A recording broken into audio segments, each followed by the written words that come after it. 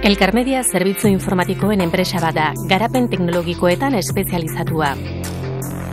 Bere lan jardueraren helburua bere bezeroen informazio sistemak zuzentzea eta hobetzea da, gero eta lehiakorragoa sortatzen den merkatuan lagundu asmoz.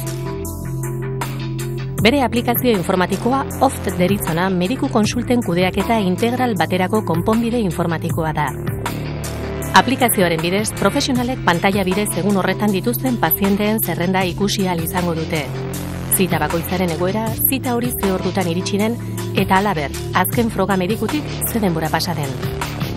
Horrez gain aplikazioak historia kliniko eguneratua edukitzea ahalbideratzen du. Historiala klinikako protokoloekin eragiten duenez, ordurarte egin diren frogen informazioa bideratuko digu eta hortik aurrera egin beharrekoak azaldu. Hau guztia klinikako gailuekin konexioan dagoenez, medikuek irudi grafikoak historialarekin lotu dezakete zuzenean. Elkarmediaren sistemak paziente guztien konfidentzialtasuna erabat bermatzen du. Informazio honetara sar daitekeen profesionalen kopurua murritza baita. Elkarmediatik sortu dugu OFT dalako aplikazio bat klinika oftalmologikoentzako zuzenduta. Ardatz nagusia agenda medikoa izanik, bertan agertzen dira eguneroko aktibidadea, klinikaren aktibidadea.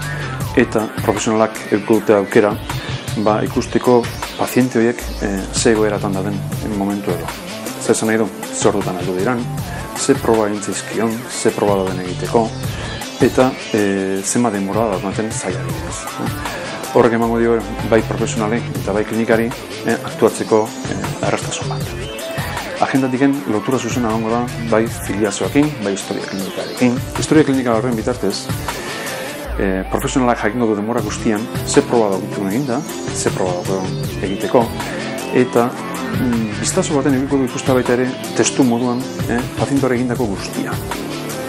OFT kudeaketa sistema administrazio eta kontabilitate kudeaketarako oso baliogarria suertatzen da.